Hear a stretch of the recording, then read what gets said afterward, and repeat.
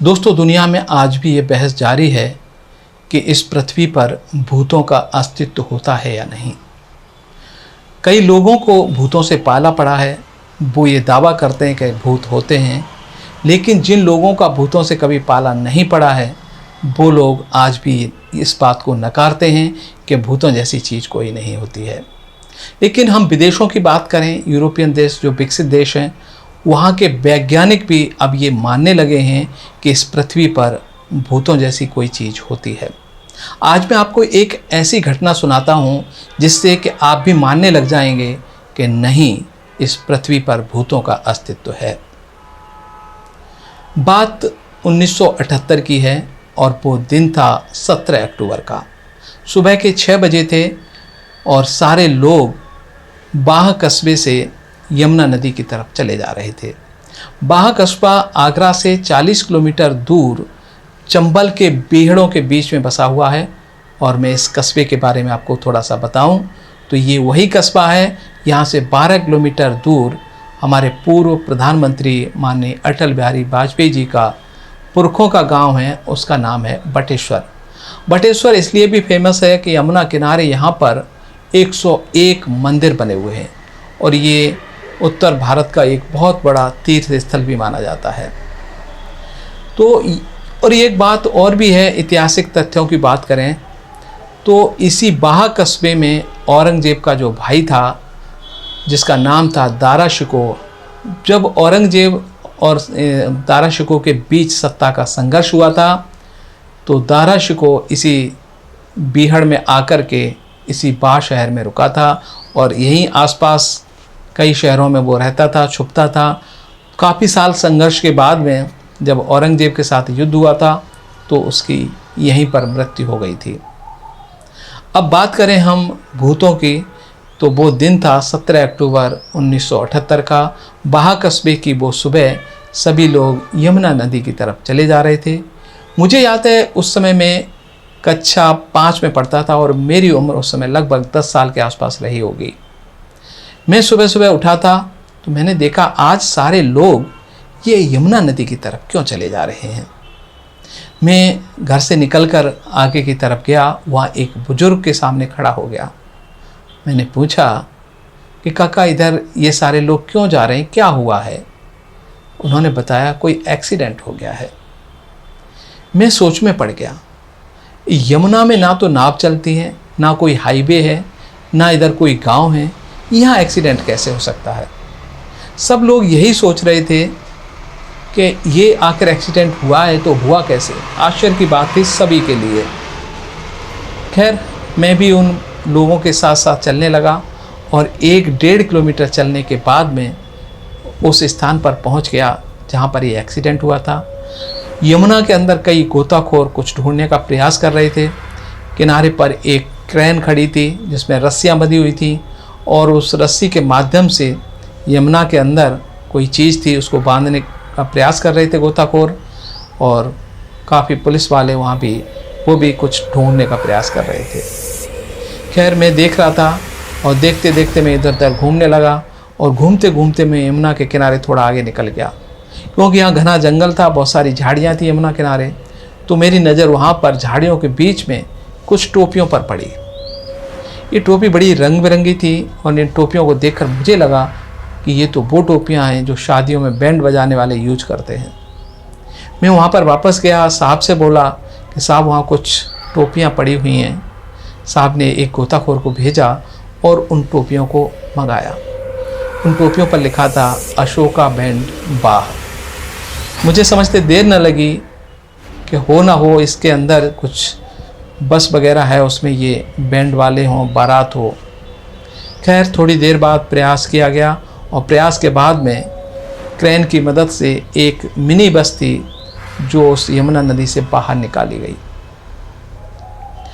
थोड़ी देर बाद मैंने देखा कि एक जीप आकर रुकी थी, उससे 3-4 पुलिस वाले और एक लड़का था वो उतरा। वो लड़का बड़ी ज़ोर ज़ोर से रो रहा था और कह रहा था हाय उस्ताद जी, आप मुझे छोड़ के चले गए, हाय उस्ताद जी। तो मुझे लगा कि या तो उस्ताद जी का लड़का होगा या इनके यहाँ दुकान पे काम करता होगा। मैंने वहाँ पूछने का प्रयास किया तो उन्होंने बताया कि इस बस के अंदर 30 बैंड वाले थे, इनमें से ये अकेला है, सलीम यही बचा है, बाकी सब रात को इस बस में थे और वो सारे इस यमुना नदी में डूब के मारे गए। पर सवाल ये था कि यहाँ ना तो कोई गांव है, ना आसपास कोई सड़क है, कच्चा रास्ता है, ये बस में बैठ कर के रात को यहाँ आए ही क्यों थे। लोगों का कहना था कि यहीं आसपास किसी गांव में ये शादी में गए थे बैंड बजाने के लिए और वापसी में लौटते समय इनकी बस ये यमुना में गिरी। लेकिन उससे आगे कोई रास्ता ही नहीं था, इधर से आ कहाँ रहे थे। यमुना से पहले जितने गांव हैं 1-1.5 किलोमीटर बाद में पड़ते हैं, तो ये यमुना के किनारे गए क्यों। सभी लोग बड़े ही आश्चर्य में थे।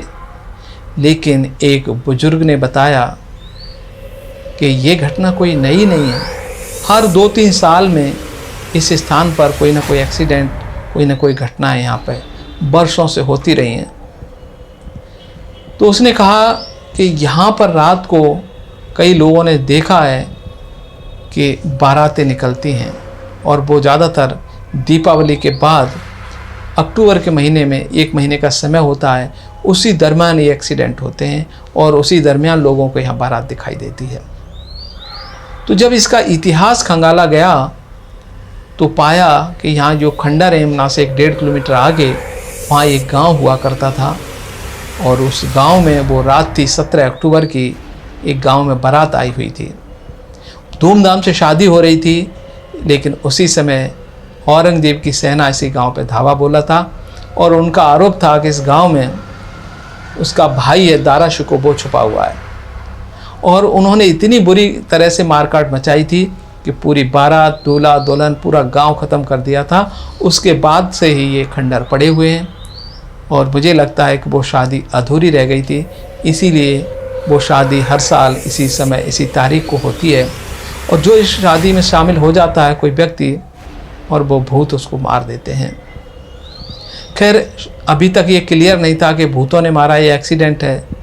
एक जो बचा था बैंड मास्टर सलीम, उसकी भी उम्र लगभग 15 साल थी। तो जो भी बैंड मास्टर थे उनके तो पोस्टमार्टम के बाद में उनकी जो बॉडी थी उनके घर वालों को सौंप दी गई। लेकिन जो इंस्पेक्टर थे सुरेंद्र सिंह, और उनको जब जांच सौंपी गई तो उन्होंने जांच में 3-4 दिन के बाद उस लड़के को लेके आए सलीम कि भाई तू बता, तू बच कैसे गया, बाकी सब तेरे साथी क्या मारे गए, तू कहीं साजिश में शामिल है, तेरे को क्या पता है।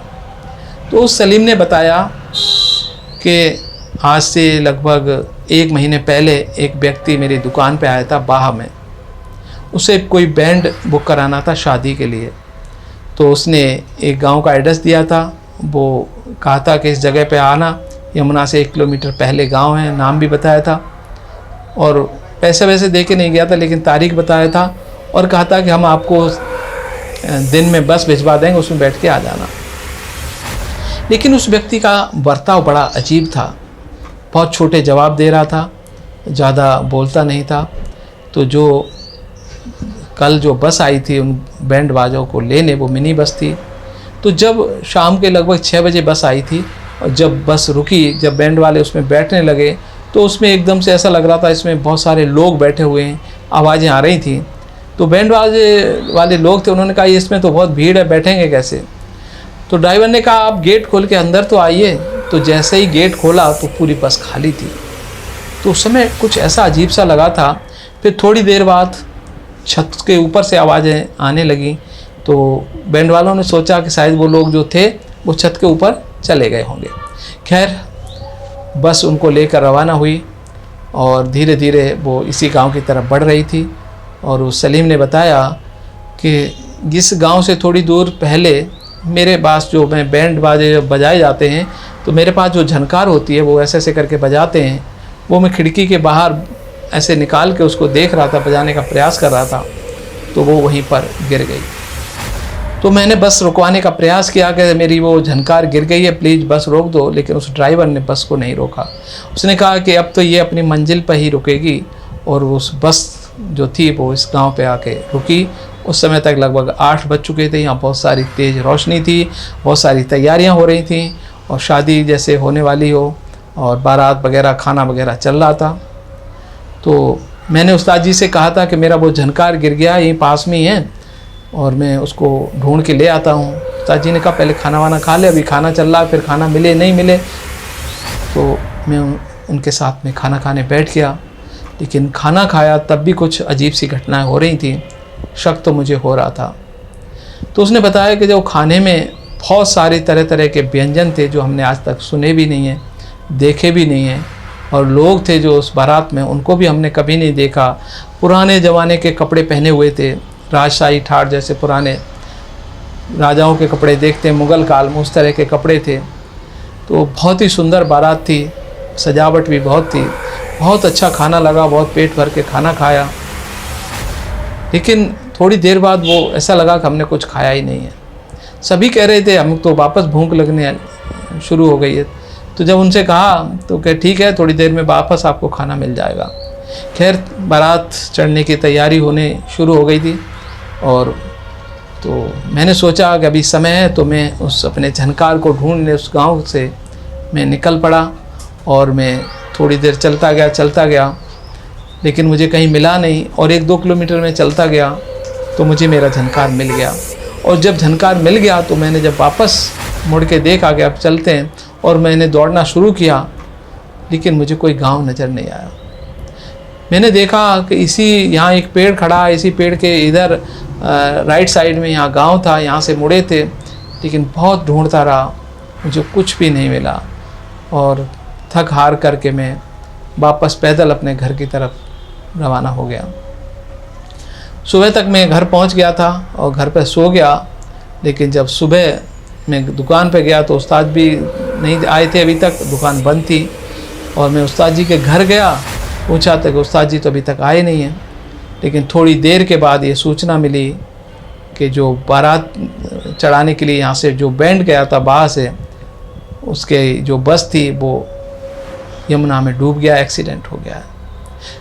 तो ये कहानी उसने बताई थी कि ये बस कैसे डूबी, कैसे पहुंची, अब आप समझ गए होंगे। तो जो इंस्पेक्टर थे सुरेंद्र सिंह भदौरिया, उन्होंने अपनी रिपोर्ट में कहा कई वर्षों से ऐसी घटनाएं इस क्षेत्र में हो रही हैं। और यहाँ पर जो सलीम बता रहा था कि इस गांव में हम आए थे, लेकिन यहाँ तो ना तो कोई गांव है, ना ऐसी कोई शादी थी, लेकिन खंडर बहुत है यहाँ पर। तो ये एक अदृश्य बारात और अदृश्य सब कुछ था। और जो एक्सीडेंट हुआ तो उसमें यही लग रहा था कि हो सकता है आत्माओं ने एक बस कहीं से उठाई हो और इसी बस में वो बैंड वालों को लाए हों, और इसी बस में बिठा करके उन्होंने इस यमुना नदी में उस बस को डाल दिया हो। तो जांच का निष्कर्ष इसी बात से बंद कर दिया गया कि ये मानव द्वारा घटित घटना नहीं थी, ये घटित थी आत्माओं द्वारा। ये इस घटना को अंजाम दिया गया था, जिसमें 29 बैंड मास्टर मारे गए थे। और ये 1978 में बाह के आसपास आगरा, या यूँ कहें कि पश्चिमी जो उत्तर प्रदेश है, उसमें पूरा चर्चा का विषय रही थी। और जब भी इस घटना का जिक्र उस क्षेत्र में होता है तो आज भी लोगों की वो घटनाएं याद हैं जिनको आत्मा शहर उठती है। उसके बाद में आसपास के लोग अक्टूबर माह में जो यमुना का बीहड़ है उसमें वो उस गांव के खंडर हैं वहाँ पर नहीं जाते हैं। आज भी कहते हैं कि ये इसके आसपास अक्टूबर के माह में यहाँ से कोई गुजरता है तो आज भी वहाँ पर बारातें उसको नज़र आती हैं।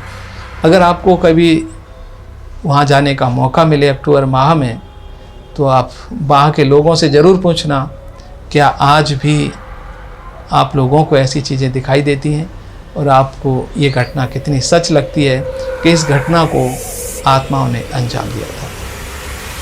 चलिए दोस्तों, आज की ये भूतों से जुड़ी घटना थी, मैंने आपको सुनाई। ऐसी कहानियाँ, ऐसी घटनाएं जो कि सच्ची घटना हैं, मैं आपके लिए लेके आता रहूँगा। और ये मेरा वीडियो आपको रोज़ाना सुबह 5 बजे एक नया वीडियो मिलेगा, और तो हर सुबह 5 बजे पब्लिश होता है। तो आप रहिएगा मेरे साथ story time with RJ Shyamveer Singh. नमस्कार।